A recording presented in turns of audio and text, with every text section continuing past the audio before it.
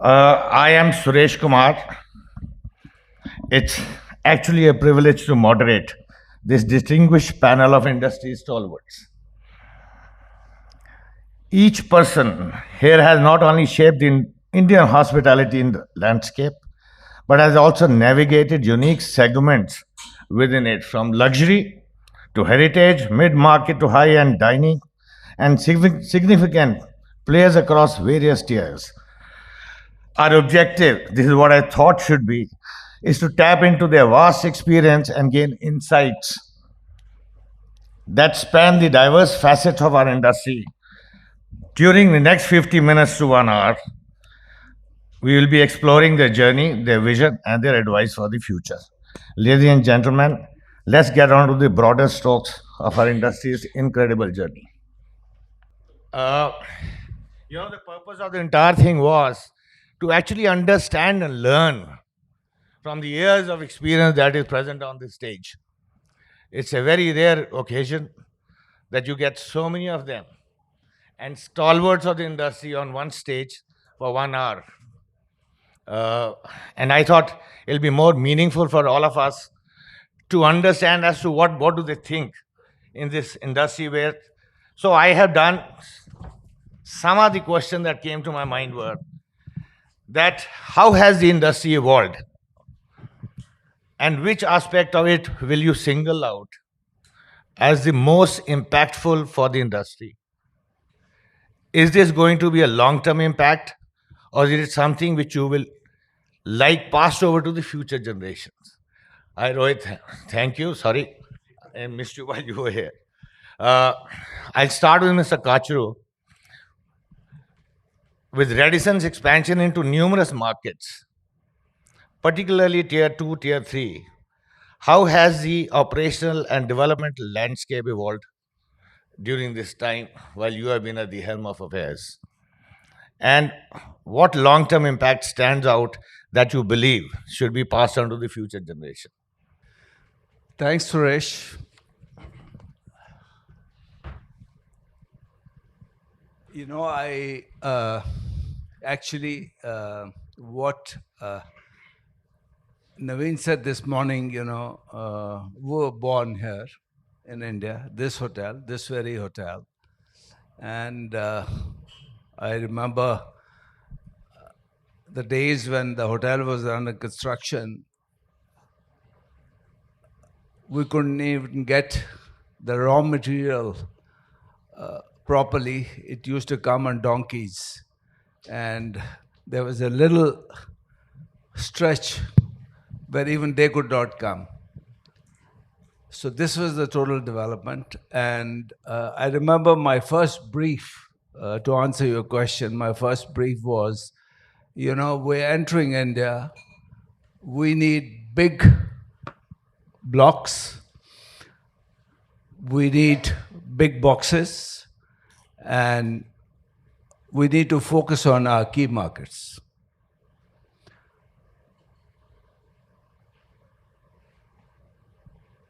When I actually got into the market, I realized that, any international company coming without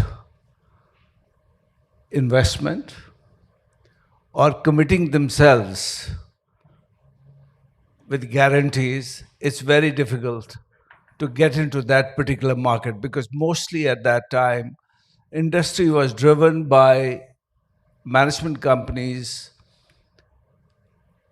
who were actually investing in real estate. 90%. So we went around, could find opportunities, but what we wanted to do, the initial team we had, we were very few, we were just 2 or 3 of us here when we started this company.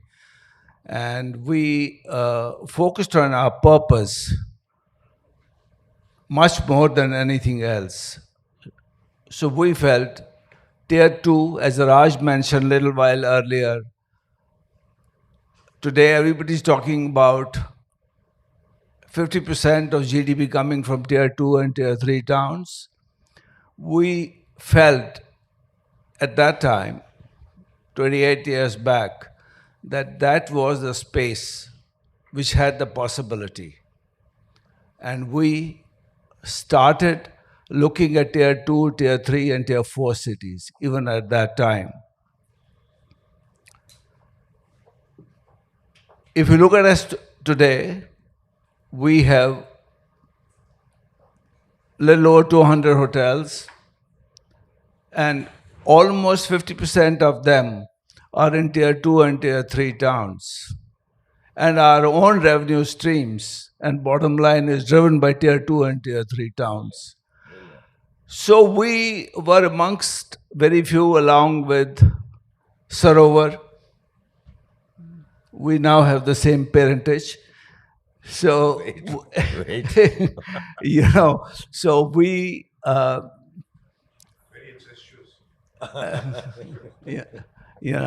so we, Dilip, I don't want to talk about it more. And I think we focused on these areas, and that's how we developed tier 2, tier 3. And I feel India's future would be driven by small towns. Again, as Raj said, in every small town, a 3-star hotel or a 4-star hotel is a social hub. People want to be seen, and there are opportunities there. So we focus there. Thank you, sir. Thank you for your insights. This is for Aman. For Neemrana, evolution often means balancing modernization with preservation. How has the heritage segment evolved? And what enduring principles or impact would you highlight during this journey? I think that when you talk about the past, I'm talking now of the 80s, history doesn't repeat itself. I think it speeds itself. And sometimes the opportunities which were offered in the 80s will never be offered again. I mean, not sometimes, always, I think. So, heritage at that point only meant the Maharajas and the Thakurs and people who were sitting in their own properties. So it was about history or continuing history or living history. But it may seem odd to say, but I think entrepreneurs can recognize that every challenge leads you to do something which you wouldn't do if you were overfunded.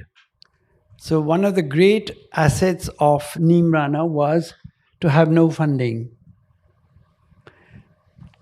I had a salary of 2,800 rupees when I bought Neemrana. It looks very silly, but one had the confidence that one would do it. And of course, one did it. But it was also the time when DLF had bought all this land, and Mr. KP Singh said that he was ruined because he had bought 2,000 acres and not 1 inch was selling. So he talked to somebody and they said, get me the best advertising guy because we need him. I happened to be the advertising guy. They thought I was the best at that point. So I went and I did 3 campaigns for Mr. KP Singh. And he called me to his office. He came across the table, hugged me and said, "Maan gaye, I'm selling 2 crores a week." In the 80s I'm talking about. So, money from advertising, money from all the other things I did went to fund that. So it was, you can't tell people today, start a mad project with an empty pocket. But that was the truth, So I forgot the question somewhere.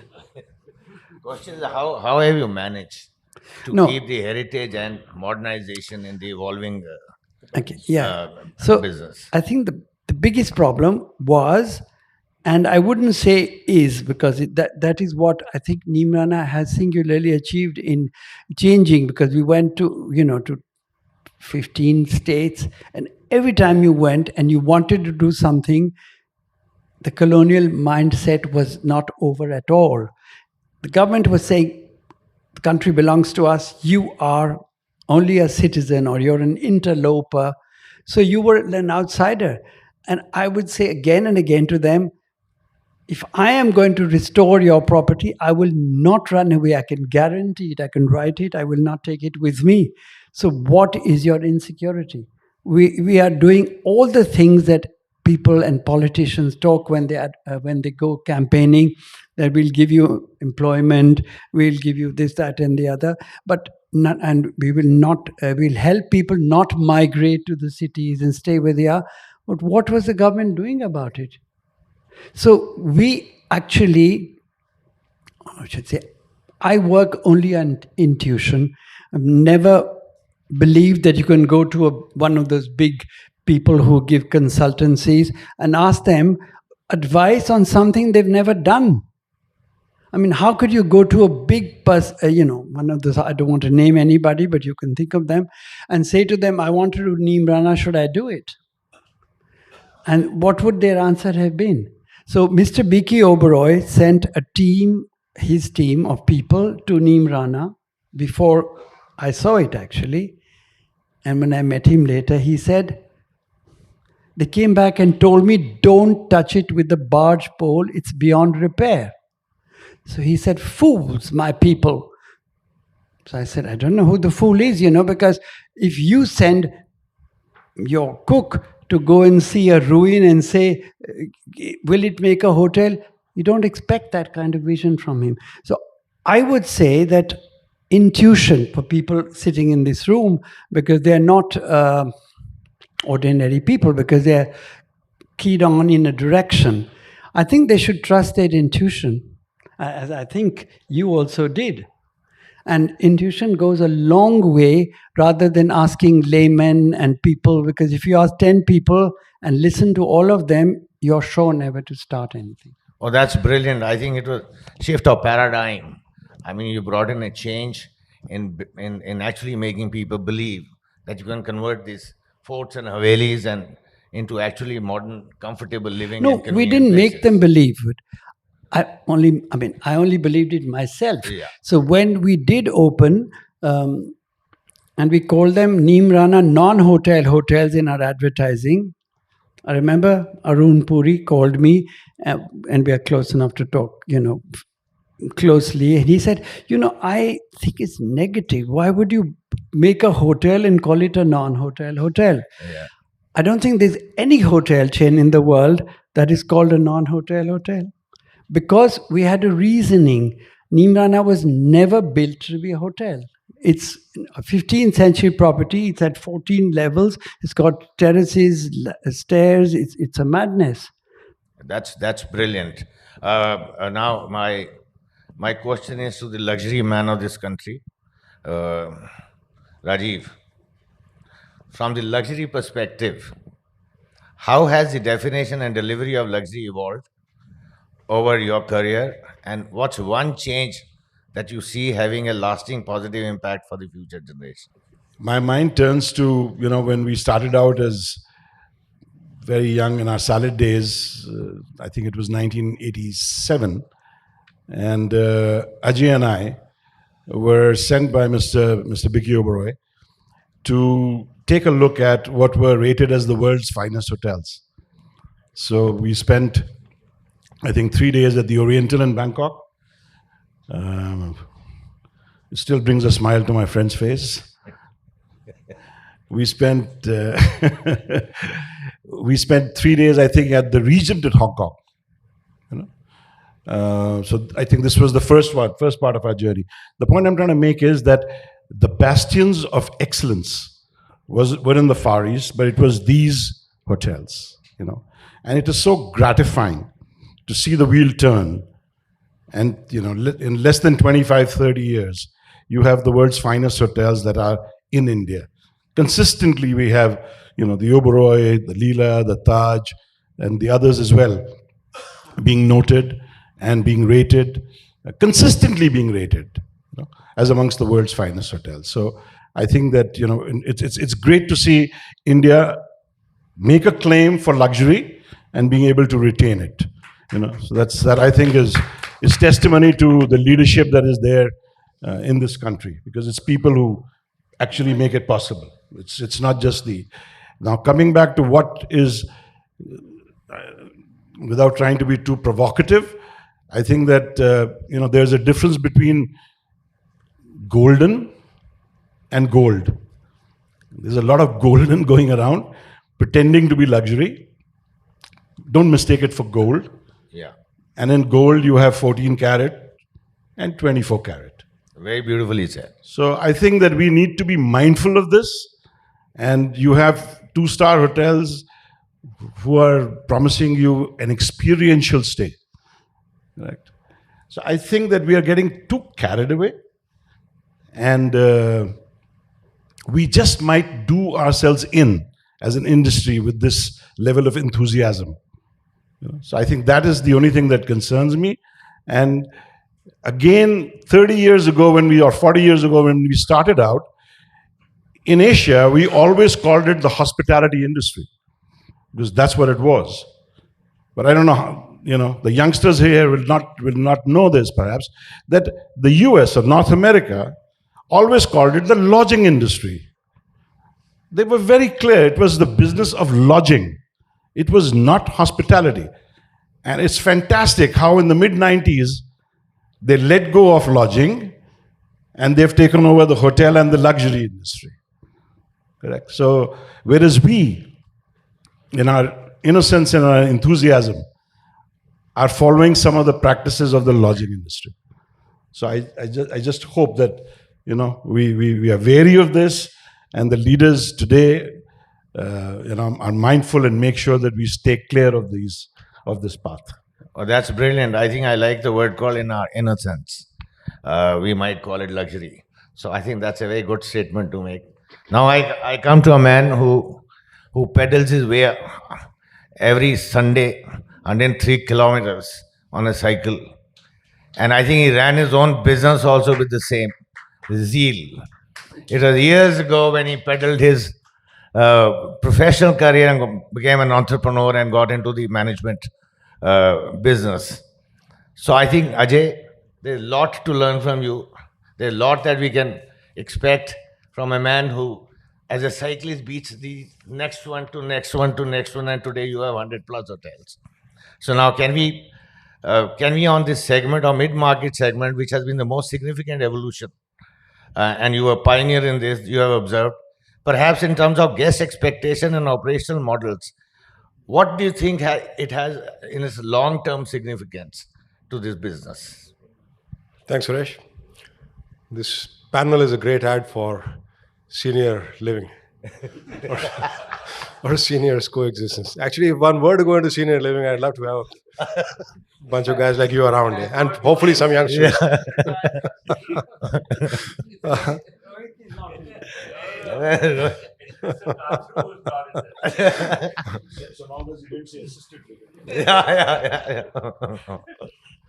So I think I've heard a lot of the other panelists before, and we talk all the time about what we do as an organization. What we did right as an organization was kept our ears and eyes open on what the guest was asking for. And I think that's probably one of the greatest cues in running any business well. And my customer was the hotel guest. My customer also was the hotel owner. We have 140 hotels operating today. We own 2, and we're opening a 3rd one. So it's all managed. And in the management sphere, if I don't cater to my owner clients and produce profits, all my theories and my philosophies, etc., are worth nothing. But in essence, we always build the company on plain, simple common sense. When we entered the space in the mid-market, we were very clear we wanted to stay in the mid-market. We'd worked in luxury, we had great backgrounds, but we also understood that if somebody was doing 120, 150 room hotel and better category or luxury categories, they had plenty of choices, and they wouldn't really necessarily come to you. So we knew where we were heading. And our thing was very simple. As far as the hotel goes, can you serve decent food consistently all the time? Can you keep your place clean? Two major mantras. Whether you're running a 1-star or a 5-star, still holds good. Can you serve decent food day in day out consistently? Deliver more than what you promise? Can you keep the place impeccably clean? And I always say to my people, we've had this all along.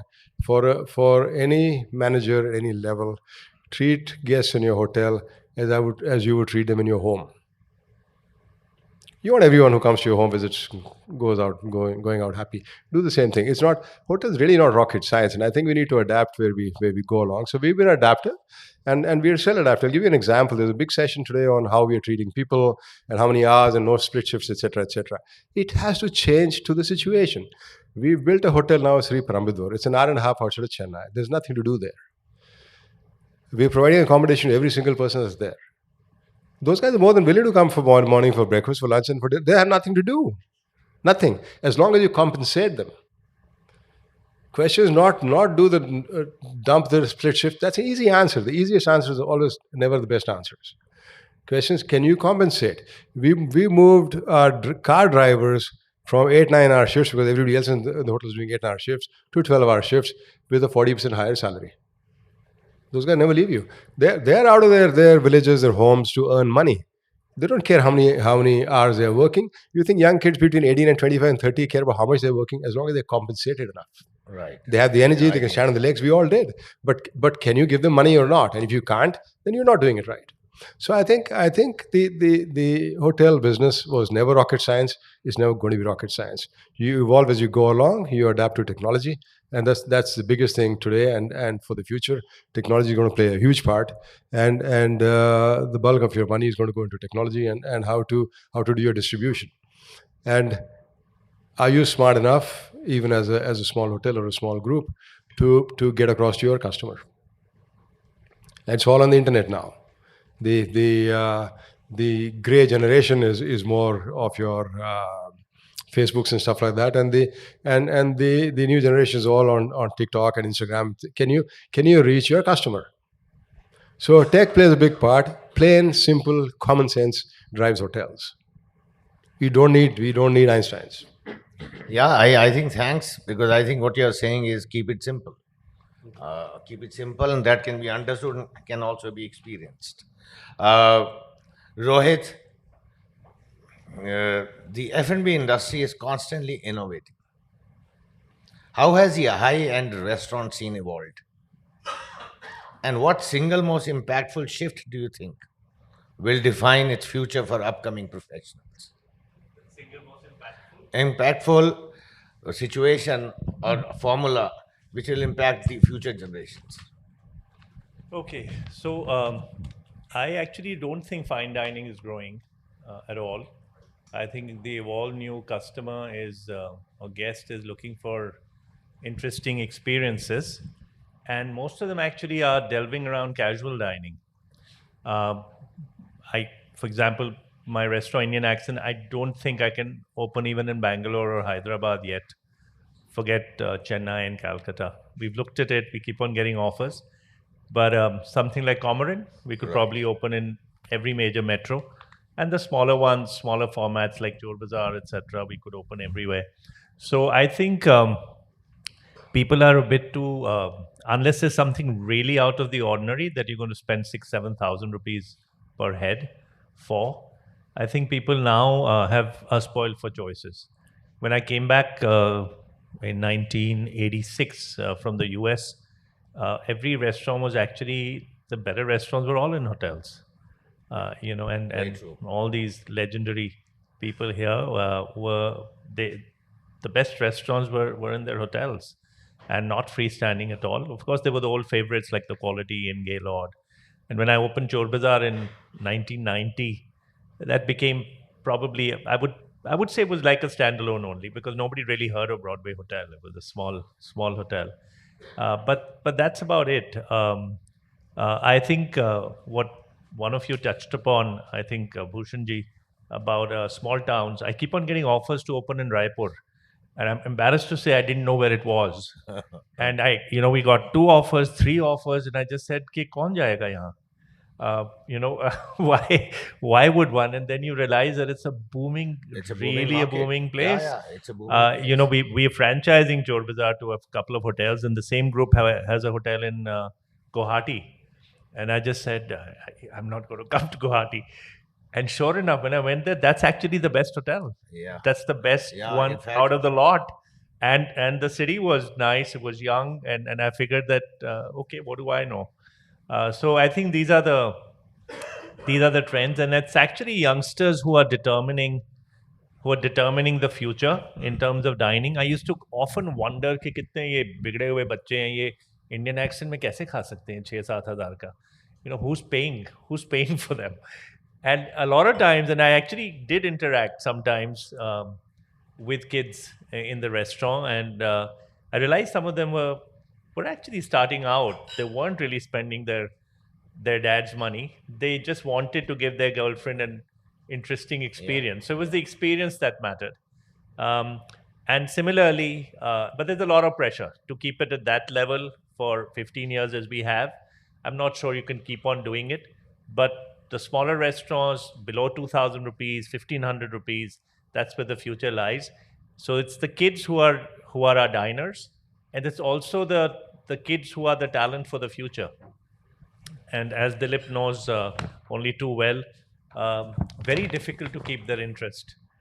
So, to get a batch of management trainees, we take about 25, 27, and to keep them, because in today's generation, there's a very low threshold for adjustment. So, aaj chef ne thoda uncha bol diya, tomorrow you're out. You don't want to listen to stuff from your parents, let alone your boss. And then there's the work-life balance, and there's no industry worse for work life than ours. We can all start working on it, but difficult because we are on call 24 hours. So that's brilliant. I think the common thread of adaptation and foresight is evident from all your responses. I mean, we need to keep adapting ourselves, and thank you so much. My next question is, what is your idea and criteria for success? You have been amongst the most successful in the current generation. What is your idea or concept of your success? How much of it is because of financial backup, which is called money, empowerment, power positioning in the hierarchy, or whatever? Now, this is a little personal question. Rohit, you have built a culinary empire. How do you define success for yourself, and what role do factors like power, creative fulfillment play in this definition that we have for you? Okay, so firstly, correction, it's not really an empire. It's very few restaurants, but I guess some of them have been impactful. So I'm lucky. So that lucky is that people. empires are less, but they are very impactful. So that's all I thought. So I would say that the only legacy one would want to be remembered with is when I go to any of the restaurants, almost everywhere I don't pay my bills anymore because somebody else is comping you. So there's a chef, or there's a manager, or there's a hotel owner, or a restaurant owner who's worked with us at some point, or is kind enough to recognize. So I would say I feel pretty happy about that in a way. I'd like to pay, but it's very good on the pocket. And then the other thing is that people should just remember that they had a good time. They came to your restaurant and they had a good meal, and they have a nice memory, and they recall a special occasion that they really enjoyed at your restaurant. I would say that's about it. Thank you. And Aman, as someone who pioneered a unique hospitality model, how do you define success in the context of Neemrana? And what is the most rewarding aspect for you? I think empowerment is the most important aspect. I wanted to just make a small correction. When I talked about when I started Neemrana and the salary I had, it's not the entire truth, because I'm well born. I was from an industrial family. I had a car, I had food, I could come back to my house. I wasn't living in a thatch roof. So, but given that, many other people wouldn't have done what I did. And I wanted to say to Rajiv that one admires greatly what you do, and the levels of luxury. But this is my personal view. I think that luxury is something that should not be flaunted in a country like India, because the people who work in the hotel, the people who come, luxury is, it's deserved. You earn your money, you spend it. But if you think of 40% of children in India have malnutrition, you have to have a hardened conscience to just talk luxury. I think when we started, simplicity was all we could offer, because there were constraints. But we had, right at the beginning, the niece of the Queen of England who came, and she wrote, this is the most beautiful hotel she'd ever been to anywhere. So she was on a honeymoon, and I think the love was influencing that statement, because Neemrana was none of those things. And we had, just to create trouble for us, the first conference was the general managers of all the Oberoi hotels worldwide. They didn't want to be in their own hotel, so they landed up at ours. And I think we didn't even have enough plates. But they said hip hip hooray and cheered, and they said, we really had a great experience. So the learning was that it's not always escalation and escalation and escalation, which has happened in the market, because, you do 5-star, then 6-star, then 7-star, and super luxury. But I think there has to be some wisdom on that in a country like India, because I believe that, if you go to the Umaid Bhavan Palace, if the most expensive suite is 7 lakhs or whatever it is, the person who lives there, who stays in that hotel, or who's earned that place, is not necessarily somebody like us or somebody very young. So if you're middle-aged or elderly and step into a bathroom which is all mirrored, you take off your clothes and you see your flab, you might want to drown yourself in the bathtub rather than, have this picture of rose petals and things. So I think luxury, no, I'm being serious, because, so I think that we should talk about great service, and we should beat the whole world at it, but we should keep something which is simple. Thank you. I think empowerment is a very powerful word. So only on people who are confident in life they empower people. So the purpose of power is to empower, but I think it's seldom seen. Because we are all So great. that's why there's a great learning from here. Mr. Kachru, with such a vast operational footprint, how do you measure success for yourself and for the Radisson hotels? And what elements beyond traditional metrics are crucial in life?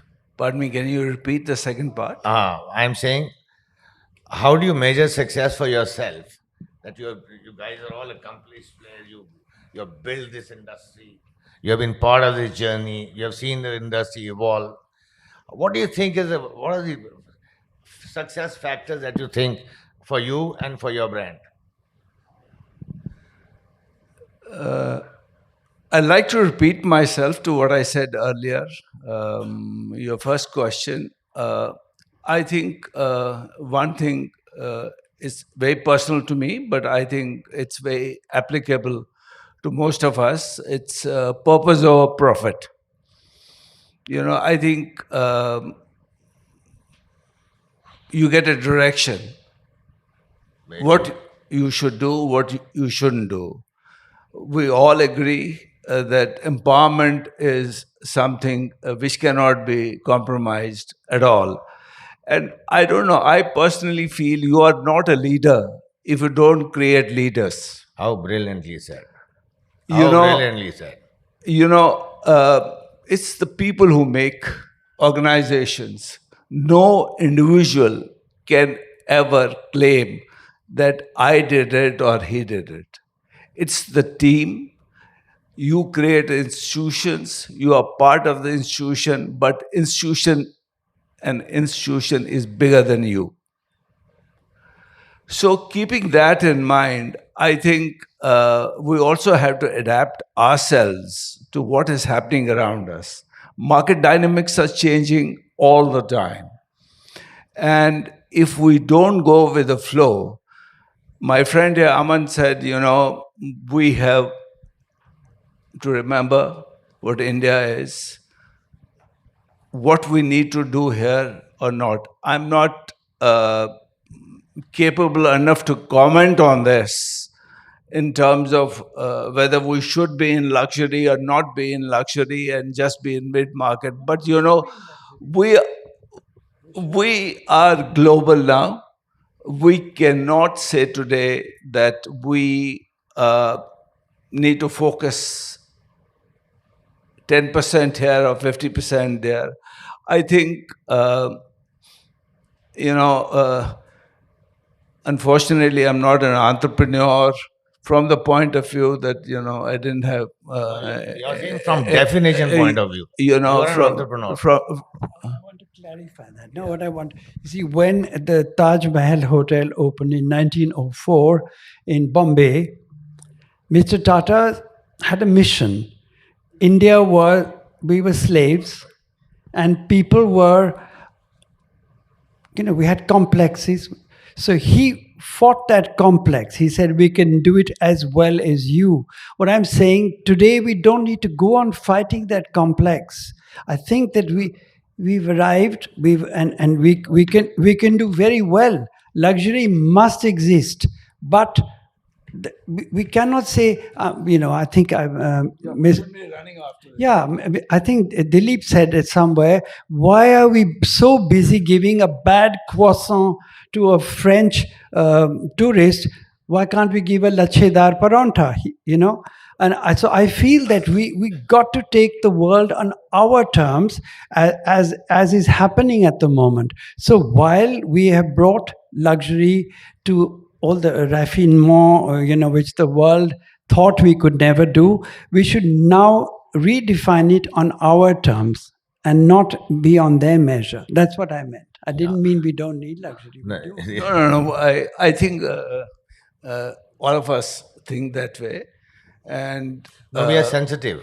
We need to be sensitive. I don't think we can get away from being From the reality of being sensitive. But I think all the sessions in the morning were very educative, very, very good. And thank you, Naveen, for putting all of us together here.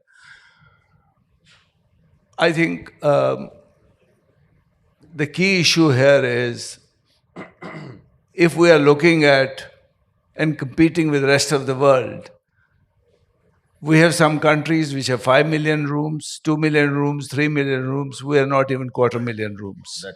That's true. But we don't have people. People need to be developed, and we need to focus clearly in developing people, retaining them, and not using them. I think if I wear my other cap of the industry, Hotel Association of India, I think a major shift has to be for developing people, retaining people, upskilling them all the time, and not be so tentative about, this institute has to do this or that. I think there is enough space for everybody, and we should promote institutes who are world class. And we should have the strength to acknowledge and do something about it. No. I think brilliantly said. We should not use resources. We should nurture them. I mean, that's what I think in terms of people. This is to Ajay. What do you think reason for success out of the areas that I mentioned? It's financial power, it is financial performance, empowerment, or nurturing talent. So if so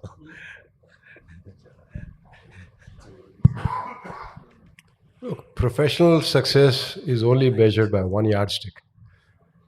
It's EBITDA margins. Are you delivering profits or not for the company? You can have all your philosophies in the world and everything else in place. If you're delivering those profits and you're growing the company, you're professionally successful.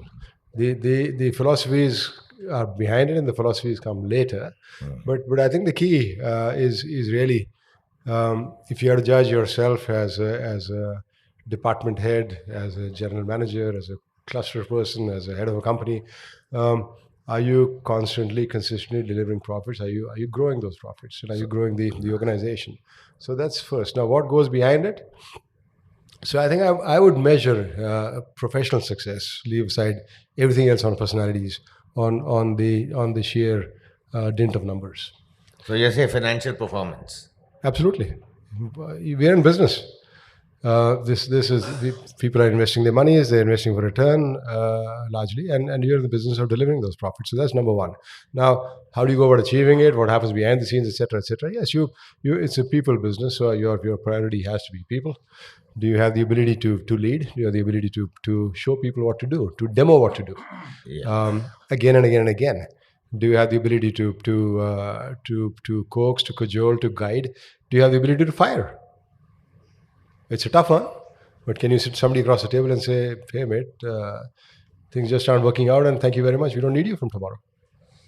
No, I all think, those things have to fall in place for you to run a successful company. So it's just not being good to people. It's being fair to people and the organization, and taking the soft and the hard. But really, the focus has to be on the top line, and even more importantly, on the bottom line. Thank you for your viewpoint, but Rajiv sir, from the pinnacle of luxury, hospitality, how do you articulate your personal criteria for success, and how do empowerment and position factor play into this? Can you just repeat that? I'm saying from luxury hospitality point of view, Right. how do you articulate success? So I think that's very important to understand. Let's just understand the spirit of luxury. I mean, basically, for you to qualify as luxury, you have to evoke desire. A person must want it, whether it's aspiration, but it must evoke desire. You want to experience it. So I think that, and going back to something that you said, I think we agree. The whole intent. I mean, basically, if you take a look at the successful luxury hotels of India, the Taj has the palaces, the Leela has the palaces, the Oberoi has the villas collection. What are they doing? They are all showcasing India. They are showcasing the richness of India. That is exactly. I mean, I agree with him that you don't want to have fake copies of Raphael rather than having an original Indian master. Right. So be true to experiential luxury. Today is a buzzword, but people have long known it that there is always a premium for authenticity. So I think those are the elements which one needs to stress on if you want to be in the luxury space. And finally, of course, the foundation will always be service. It will be service excellence. Excellence in service. So That's true. You're saying that is the core. see, it is a hygiene factor. Yeah. So it speaks from its absence. And then when you are able to elevate something which is very mundane into a performing art, Yeah. that's when you really hit the note. So it's an amalgamation of passion, vision, Yeah. correct, dedication. Yeah. So I think what you're saying is, all of you are saying, making very profound statements, because success is in any case comes from within, in your own mind. And that's, if it is experienced by the customer, can change the outlook. That's what I believe, is what I'm understanding from this. Well, it's a very philosophical question. Yeah. What can take it to that level? Yeah. Or you can take it to something it's very personal. I mean, Yeah. and we all know we all know that our personal definitions of success have evolved as we have grown older. Isn't it? Things which were frightfully important. So since having said that, Ajay, with due respect, I think success is something much greater Then financial than performance. just some numbers, When you play it which with- get buried at the end of the year and a new reset begins. End of the year, we all get buried. At the end of many years, That has no meaning. you get buried. End of the day, nothing has meaning. But I think success is something which goes. I mean, it's not the poet in me or something, but it goes well beyond a balance sheet into something else. Life has to stand for something more than just No, he's simply we can talking agree about, to differ, but I think both have the right reason to do in it. full No, disclosure. but I also have in full disclosure, this is an ongoing discussion Yeah, between yeah, Mr. yeah. Bakaya and me, going back several No, decades. sure. No, it's also true that one is task orientation, one is financial orientation, result orientation. It is true. At the end of the day, you have to survive. You have to perform. If you're And, an employee, you produce the numbers. Your definition of success does not matter. But I'm only trying to say, I'm talking about in reference to the stalwart sitting here, how you have become successful and what are the criteria. So one is a general understanding of saying how the financial aspect. May I just stress on one thing, since you were personal. I think that, something which is not stressed upon enough, and you touched upon it, is the ability to adapt. I said that. No. I'm just saying that we need to stress on it more, your ability to adapt. One has seen so many successful general managers who are successful, what I would call them, peacetime managers. But when there is war, you have to change them. Front line. And then you have war managers, Combat. yes, who are great to open a hotel, but then you better get them out of there because they thrive on, But that, on conflict. I want to say something. I think being Indian already means that you can adapt all the way up and all the way down. So the constraints that we have in India, I think we have many even today. And when we started Neemrana, there were that many more. The idea is to see things differently. People say location, location, location, all right? So, McDonald's, I think, employs a maximum number of people in the world because of this thing. But today, if you look at tourism and say the opposite, where the hell is this place is now a measure of success. So wilderness is wilderness is wilderness. So I think that all of us here should not be moving along the dotted line and relook at things, like Rohit did the Golgappa. How much were you marketing for Golgappas for? No, it's interesting to know that, So I'm talking that is our strength today, that we should be able to turn our limitations into advantages, less into more, and then we are ahead of the world. Thank you so much. I think when I'm looking at this watch, how much time do I have? No, 8 minutes is too less for such stalwart sitting here. So, 9.5 and 10th, I'll say. Okay. So what I'll do is I'll skip one or two questions, but I'll bring it to the basic this thing in the business. People first. People first is the cardinal principle in our industry. And we have been talking about it. Yet we talk about paucity of talent, nurturing talent, holding on to talent. I think this has been a topic right from the beginning for years. The industry is not attracting the best of talent. The challenge of AI and high tech, which will also challenge talent. Where do you see this talent in the future? So now instead of addressing it, any one of you can respond on this. So, because of the time constraint.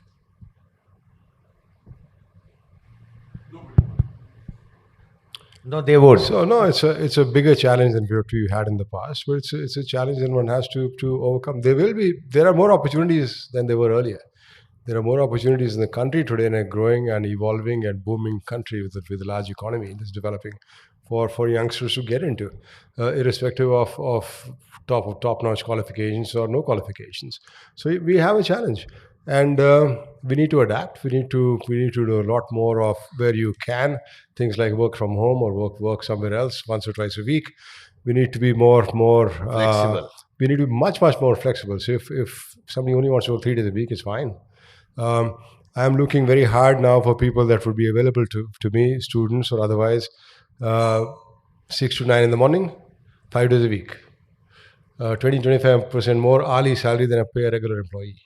Same, come for that time, I need you that time, 6 to 9 in the evening, 5 days a week, 3 days a week, 2 days a week, whatever you want to do. So I cover my weekends.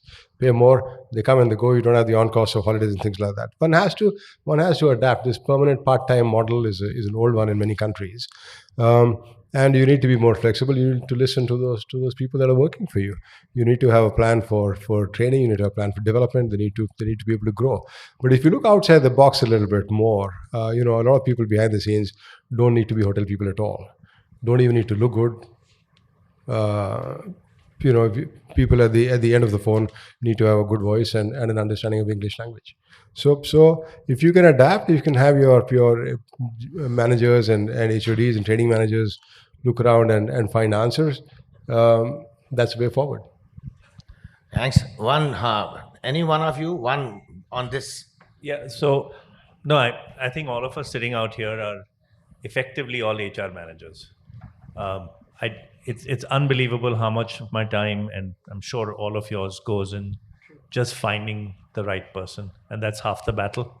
And it's very difficult, and it's getting more and more difficult as people are straying away to work-life balance and sexier industries. And I kept on thinking that it gets better as you go higher. And I was sitting with one of our great industrial leaders who was not too well. He said, Rohit, come home, chat. And throughout that whole experience, I was sitting with him. He had CEOs, he had partners from overseas. I said, "Aap bhi karte ho ye? Sara din isi pe kehte, that's all. What else are we doing? We're just managing people." And in our industry, there's really nothing else. And there's huge paucity of talent. So I would say we're in the middle of a bit of a crisis right now, trying to find the right person for the right job all the time. If I may just add Yeah, to that, yeah, I please. think Ajay mentioned it, and it was mentioned earlier by a couple of other in another panel discussion. Can we stop scoring the self goals? There are some very, very easy things that we know, and we have been paying just lip service, homage to it. Right. This is a quick fix which is possible to do. So that should be done. So that's one. Second thing is that I really believe, and now that I've taken a little step back, one can see some things more clearly. There is far greater talent available than most people realize. It's just that we have been used to finding it in a certain way. There's a channel Now, that if you always dug at 10 feet and you found oil, Yeah. now you have to dig 20 and 30 and maybe 50 feet to strike oil, But there is talent available. And second thing is that the success is going to be, the war is going to be fought on war for talent. The winners are going to be the ones that will succeed with better acquisition, better retention. And how will they do it? Take a good look at your leadership at all levels and see how inspired it is or how insipid it is. And then you will see where the fault lies, We have to take care of it. I mean, I remember reading a line which stayed with me and I'd like to share with you. It says, true ability is the ability to find ability in others.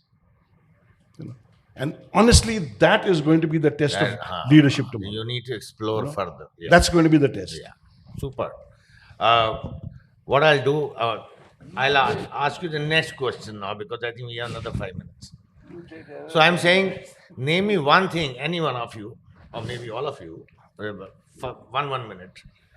Name me one thing, one moment or happening which, given a second opportunity, you would do it differently and why? In the last 4 decades that you have been through, of 5 decades, if given this opportunity again, what would you do? May I take this? Something different. Not for this, because really I think Yeah. it's something for this room to consider. In 2008, we let go of the dollar tariff, the dual tariff. the damage that it has done to the industry is incalculable. It continues to hurt us till today. Dollar tally, yeah. We worked so hard to get it in 1991. It stayed with us till 2008. So I really wish, one fought, but I just wish that we could have fought harder, because it was just a period of 6 months when the rupee appreciated against the dollar, and the dollar from 43 to 38. And you brought parity. Correct. Yeah. That's the only time. Yeah. But And we lost our nerve. Good point. Very good point. Mr. Kachru? I'd add to what Rajiv said. I think if you actually analyze, everybody outside this room talks about our tariffs are very high. If we want tourism to really grow, we need to offer value for money. I think most of us are exceeding the expectations in terms for value when we compare to Europe or the entire West. We do.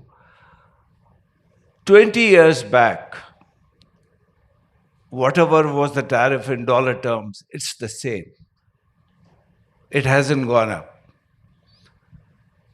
What Rajiv said, I think that's one collective regret we all have. And I don't know, people like Mandeep, Manav, they have to come up with what can we do now. That's on the professional front. I'm sure all of us have some regrets in our lives, what we could do better. Personally, I would have liked to continue what I'm doing now. I would never go anywhere. But the opportunities each one of us have missed, I think, will always haunt us. As far as I'm concerned, I feel I had an opportunity of becoming an entrepreneur. I refused. Didn't have the money to do it. I regret it. You asked me this question. You've done very well. I would have been a different person. For me, is KBK mean Kon Banega Crorepati? You become. So I think a monumental blunder in the late 80s was the introduction of the free breakfast buffet. We can't reverse it today at all. And it was meant to be a small, simple stuff to make sure you do away with those room service complaints, has today become a huge feature of to some extent, waste and extravagance. So, and we can't reverse it, however much you try. yeah, before we conclude, half a minute each. Half a minute. But tell me, Ajay, why can't we go back on this breakfast? The entire West, East is quoting just the room rates. All do it together. Yes. We can try again. We tried some years ago. We can try again. Yeah. So, It hits the bottom line straight away. yeah, that's true. A more personal question here, half a minute each. Nahin. How would you like your industry to remember you and your legacy? I'm not stupid enough to think anyone's going to remember me once I'm gone. No. And I wouldn't care a damn anyways. So once I'm gone, I'm gone. No, I didn't talk on the people thing. I think that, I think knowing the size of the cosmos, we don't really matter. So it's good if 1 or 2 generations remember whatever you've done. We'll all be forgotten. Super. Half a minute. While I'm not looking at Mr. Berry because I'm not ready. Suresh, I think I'd like to be remembered as a good human being Super. who contributed something to this industry. Brilliant. Thank you. Rajiv. Yeah, I think, I'm remembering something. which Mr. Oberoi once told me. We were 14 of us in our management trainee batch. And once we were having lunch, and I said, Mr. Oberoi, it couldn't be a coincidence that we are 11 out of this 14 have a public school background, and their parents, are working either for the government or the defense services, but they're working in the government. And he looked at me and he says, I can make a hotelier out of anybody, but I cannot make gentlemen. So what he was looking for was gentlemen, and I hope I'll be remembered as a gentleman hotelier. Super. Fantastic. Rohit? No, I'll echo what he said. Like to be remembered as a good person, a good father, a good husband, a good friend, and a guy who gave you memorable meals. That's about it. Thank you. Thank you so much. The master class, it seems, the master class has lived up to its reputation. Ladies and gentlemen, please join me giving a huge applause to the stalwarts of the industry. Thank you so much. And thank you for giving me time.